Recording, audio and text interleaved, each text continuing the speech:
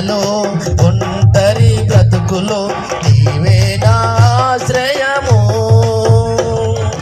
ఆత్మలో కృంగి అలసిన నాకు నీవే నా ఆధారము.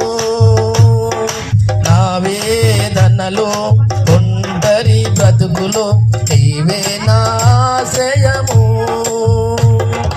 మార్గము చూపించి కరుణతో నడిపించు యేసయ్యా. మార్గము చూపించి కరుణతో నడిపించు యేసయ్యా. సమస్తానికి ఆధారమైన యేసయ్యా.